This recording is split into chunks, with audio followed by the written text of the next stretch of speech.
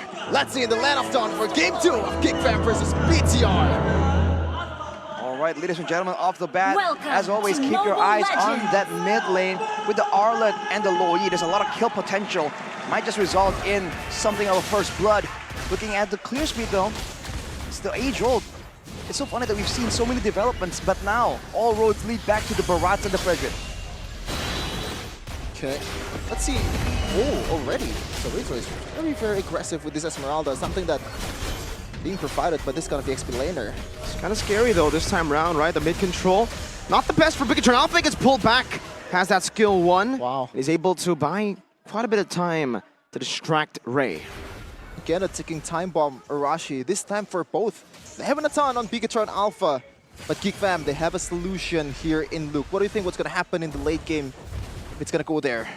In the late game, I mean, Luke, of course, will be an absolute menace to squishies and tanky heroes alike, but Soriza with the sustain has a chance of being at least that much more annoying to actually distract the rest of GaMe2, right? You talk about kiting, and right now, for Bigetron, it's the same issue. There's no real kiting potential, so they're kind of doubling down on the attempt of just managing, just competing in damage output.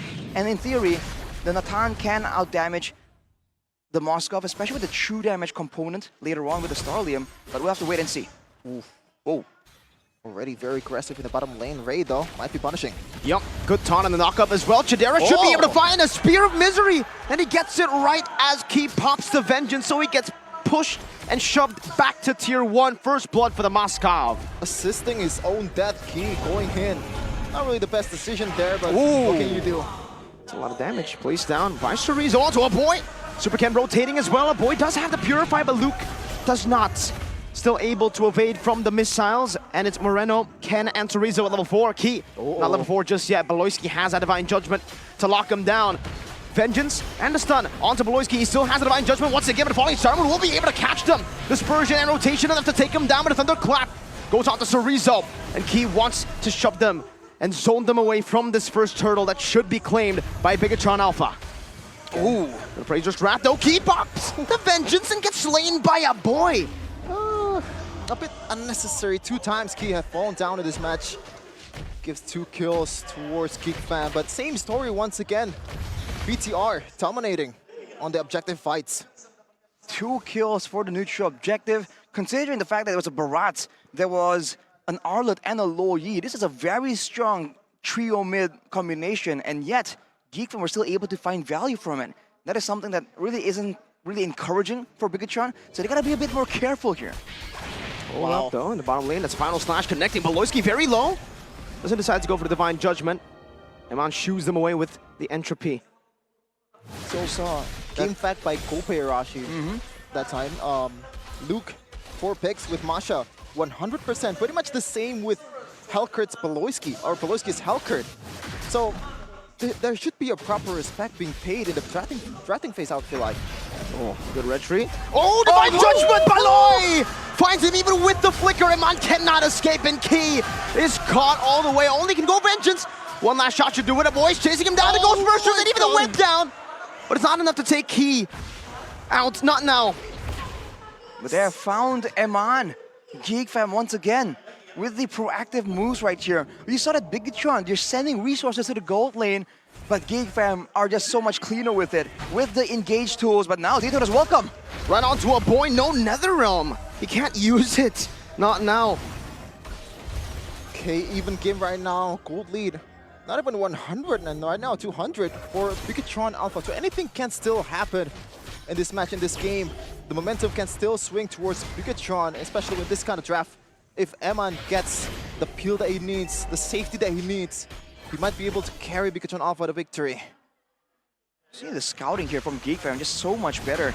It's always like they have Beloyski as a vision tool, securing some kind of info every single time. And Chumi already used right here to try and burst the turtle down though. Bigetron, bold moves. Goes straight for it, Ray! Tribulation! Ray comes up, steals it away. And now Spirit Destruction connects onto the back line. Chidera able to take it, but Key jumps on, and Divine Judgment to lock him down before he can even go for the final stack. But that's to this welcome. Catches on the Chidera. Cerezo in the midst of it all, dealing some damage, but it's not going to be enough to take anyone down. Chidera still spacing, still going out, but now finally gets caught up by Cerezo as Luke jumps in with a thunderclap onto him on, but he's able to entropy just right away. Luke still chasing, but Loiski going to be chased down by Cerezo as well, but he's not able to fully get onto him. Meanwhile, thunderclap 1 onto Moreno. Luke very low and taken down by Super Ken. What just happened? It looked really good for Geek Fam, and I feel like they're not respecting the fact that Cerezo is there as some kind of TPS in the early game. You know what happened? That's the Loyi power, man. It's a lot of damage that Moreno was just spamming it out again and again. And of course, Eman with the hits that just hit multiple people. And as you said, Trevin, the Esmeralda from Cerezo staying in the front, doing damage. When everyone's clumping up like that, especially with the Netherrealm in play, this Esmeralda has a lot of value. We've seen it before, but this is Bigetron just doubling down on the 5v5s, on the long team fight. And you can see, if they don't get immediately bursted down, if they don't really lose members outright in the beginning of the fight, they have enough damage to really match out Geek Fam. But these diversions really haven't been as impactful. The stat line, the KDA might be 2-0-3, but so far the diversion is just night and day when a boy used it in the first game. But it's still early game though, there's still a lot of time for him to make up for it. Now, 1K gold lead for Bigetron Alpha. Flicker Divine Judgment into the burst, but the Ghost Bursters not enough to take him down. Lack of burst damage, but diversion from Moreno. Where's it gonna go? They don't take it. Nope. Still waiting for the next opportunity, but Geek Fam, always the more proactive one. Whoa, falling Star Moon! Just trying to poke Ray. Ooh, zoning him away from the neutral objective as well, though. There's 2 members out here. They're gonna get a turret, but they're gonna trade it for the turtle, unless Chidera wants to participate. But no, Geek Fam as a whole just let it go. And this is something that's very good from Geek Fam. Their willingness to let go of objectives when it doesn't really seem like a realistic option. Yeah, and I feel like I would prefer a turret, even though it's an outer turret, compared to a turtle, because it gives you so much room to explore, especially a hero like Luke. It's a lot of space, it's a lot of vision. Super Ken, now in the midst of it all, goes in for the Dancer's Welcome, cancels out with Divine Judgment, Punish Slash, cancels out with Divine Judgment as well. Super Ken still able to survive, another round popped. Now the Esmeralda posturing, trying to zone them away from this turret, but Chidera, Sphere of Misery away to Cerezo. He has the top lane pushed up, a diversion onto the back, but Bigetron Alpha are unable to find anything. Weird engage coming in from Geek Fam. That was towards a full HP Super Ken as a Barats. That's because of the positioning. Bigetron understands that they can let Super Ken tank some of this damage. He's tanky enough to withstand it, at least initially. And because of that, they're letting him take the first hit, and then they're counter-engaging with the final slash, with the damage and the passive coming from Lo Yi. And now they're going for Ray. Falling Star Moon doesn't go for it. Missiles. Almost, but not enough. And now, Geek Fam still not much going on so far, still 1K, so not much gold swing, not much momentum swing happening in the map or happening in this game. Anything can still happen with this kind of composition, and Beloyski so far has been quiet, and you know, when Beloyski is quiet, something's gonna happen in a second. It's almost like he's forced to really try and react now, getting surprised again by the jungle control from Bigetron. Very early Daytona's welcome though. It will result in a turret, even though it wasn't exactly a critical factor. 2K gold ahead. Now it looks like Geek Fam are the ones confused. They can't really find a way to get a reliable flank anymore. No macro diversion and a shortcut portal. And in the front to back, it seems like as long as Super Ken is the one that gets picked off initially, there are ways for Bigetron to come out on top here. Especially with a combination, a solid front line along with an Esmeralda, but oh, Beloyski! Forced to flicker. That's pretty big. 1 HP bar down on Luke. Trying to run away now. Another stun comes down upon him. Spear of Destruction. Able to connect on Super Ken, getting an angle. But Iman is forced to use Entropy defensively. Now Luke down to a 2nd HP bar, can go for the Thunderclap, but gets shredded down. Meanwhile, Cerezo in the back line doing a good job. Moreno gets rid of Beloyski. Ray finds the Appraiser's Wrap, but Super Ken out retrieves him. Diversion to the back, but no one takes it. Luke has a Thunderclap, is going for it, loses 1 HP bar, but it can only get key. With that Thunderclap, Iman takes him out. It's a favorable trade for the Red Robots. Very unfortunate. Ray has the chance, but Super Ken still comes out on top. Eman very aggressive at this point of the game. aggressive moves from Bigetron. A different look right here. They're not scared of taking a fight. The fact that they used several ultimates before the initial fight actually erupted there in the Lord Pit, and they were still able to come out on top. They're just doing everything so well right here, zoning away Luke, keeping him always in their sights, zoning him away from the backline members, and still trying to make sure that they can get the right amount of control, funneling everyone into one situation, and saving the final slash to try and just corral everyone in the same direction. Now with the Lord coming in, can they go for more? Okay. Oh, a final slash with a diversion earlier. Not able to connect onto anything, but look at that entropy. Look at the damage. Moreno just gets rid of a void before he can even use the Nether Realm.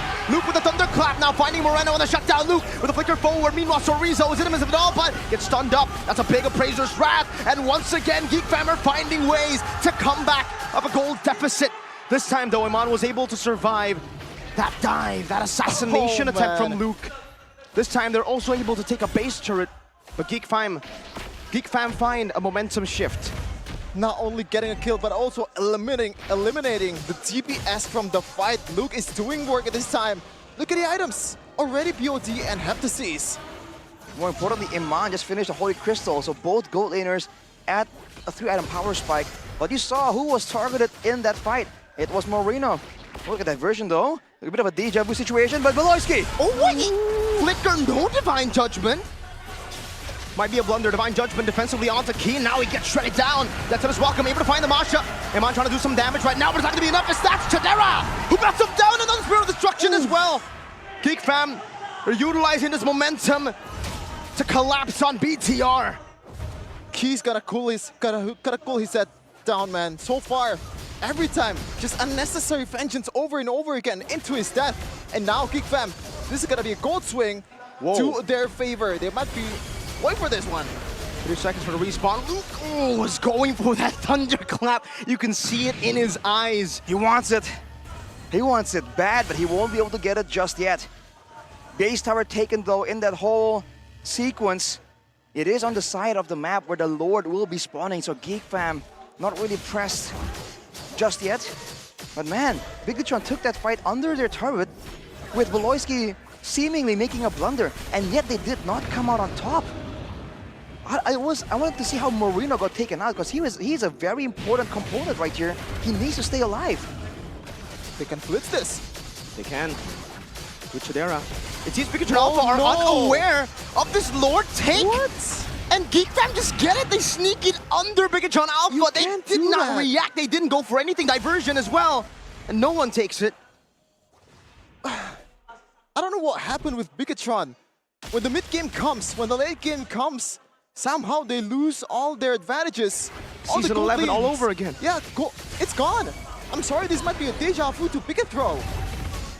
Bigetron. So many nicknames back in Season 11. PTSD for me, man. Bigetron, Bigetron, so many names. Hey, this might be your fault too, man. You predicted 3-0 for PTR. Hey, man, I thought it was going to be a mere bless. Turns out it's just not that simple. Now with the Lord coming in, let's not get ahead of ourselves here. There's a lot of damage available for Bigetron to go for the clear. And Mon and Moreno can do great, Chorizo as well. I think it all comes down to if they can deny Beloyski making a play. He's looking for it right now, keeping your eyes on him. Flicker, Divine Judgment finding Key. And Lord charges in now, Luke in the back line with another realm as well. That's a turret taken down, Key as well. Another thunderclap into the back line, but look at him on, still free hitting. Dispersion, rotation, connecting Chorizo. Now a diversion. Oh! Luke, thunderclap, one last hit him on! Is able to escape, and Chorizo gets rid of Luke. A mid lane base turret for 2 members. Whew. Ooh, man. Intense. And look at the highest damage dealt in that fight for GeekFam. It ain't Chadera, man. It's Luke.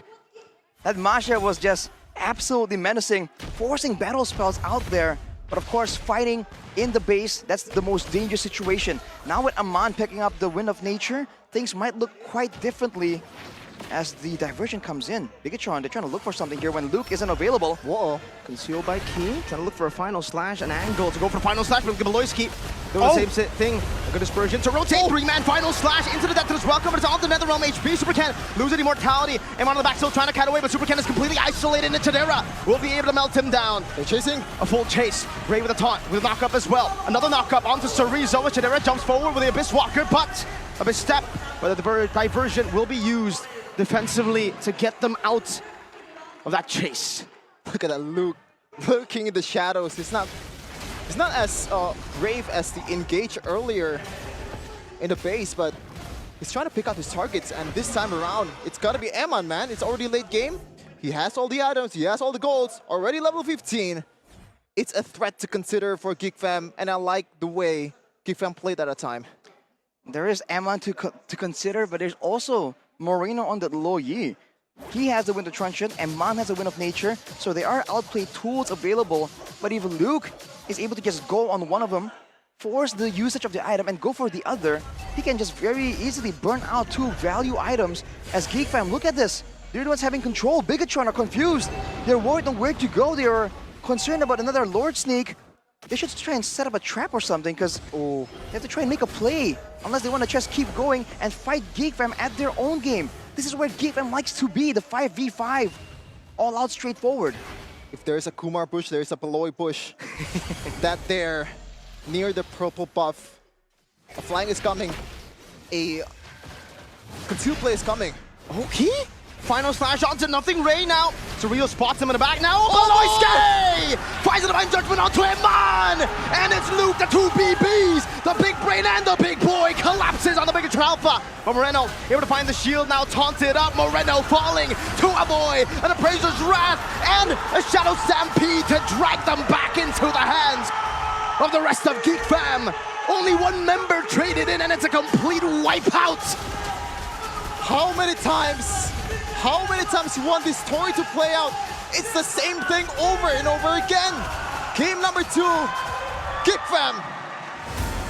The mental fortitude, the absolute medicine of the late game.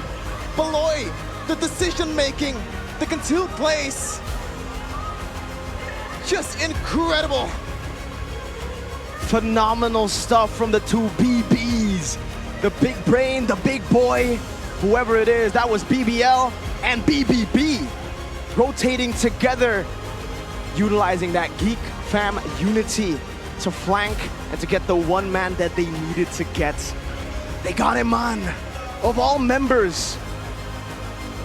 It's just so insane the way GeekFam are able to just adapt. We saw them go for the straightforward play. We saw them go for the flank. We saw Beloyski initially go for Super Ken, go and adjust and go for Key. And when all else fails, he found Eman for that Hail Mary play.